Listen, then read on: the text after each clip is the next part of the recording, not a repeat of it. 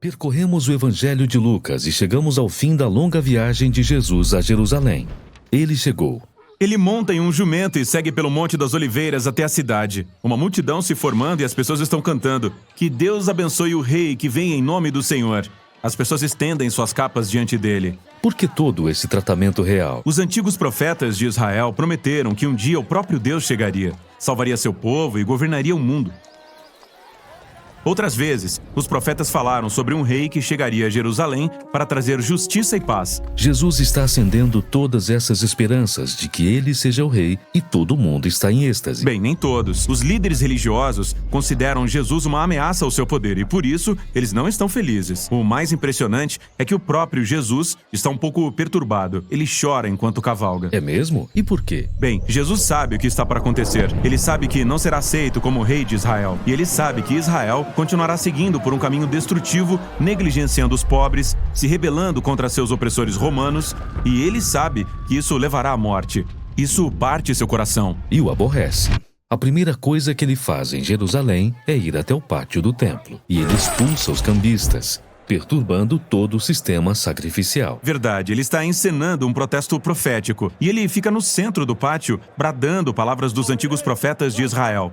"A minha casa será uma casa de oração, mas vocês a transformaram num esconderijo de ladrões." Esconderijo de ladrões? Ele está citando o profeta Jeremias, que esteve neste mesmo lugar, o centro do poder político e religioso de Israel, e fez a mesma crítica aos líderes de Israel, que eles eram rebeldes e corruptos. Os líderes entendem o recado e começam a planejar a morte de Jesus. O que não é nenhuma surpresa para Jesus. Na verdade, ele planejou que tudo isso acontecesse durante a Páscoa. Esta é a Semana Santa em que os judeus celebram a antiga história de como Deus os libertou da escravidão e os convidou para firmar uma aliança.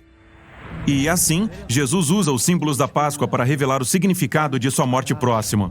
O pão partido era seu corpo ferido, e o vinho era o seu sangue que firmaria uma nova aliança entre Deus e Israel. Jesus ia morrer por seu povo e abrir um novo caminho. Após a refeição, Jesus leva seus discípulos para orar em um jardim. Ele entra em conflito por causa do desejo humano de salvar sua vida em vez de sacrificá-la, mas ele vence essa tentação. E é neste momento que os líderes religiosos, com os guardas do templo, o encontram e o prendem. Jerusalém estava sendo governada pelo Império Romano. Por isso, os líderes do templo não poderiam executar Jesus sem a permissão de seu governador romano, Pôncio Pilatos. E assim, eles inventam essa acusação de que Jesus é um rei rebelde que está preparando uma rebelião contra o imperador romano. Pilatos pergunta a Jesus: "Você é o rei dos judeus?" E Jesus responde: "Quem está dizendo isso é o Senhor." Pilatos percebe que Jesus é inocente e não merece morrer. Mas os líderes continuam insistindo que ele é perigoso. Então eles negociam uma troca. Pilatos soltará um verdadeiro rebelde contra Roma, Barrabás, no lugar de Jesus. E assim, o inocente é entregue no lugar do culpado. Jesus é levado com outros 2 criminosos acusados e pregado na cruz, um meio de execução romano. As pessoas estavam zombando dele. "Ei, se você é o rei dos judeus, salve a você mesmo." Mas Jesus amou seus inimigos até o fim, oferecendo esperança a um dos criminosos que morria ao seu lado. Ele até orou por seus executores.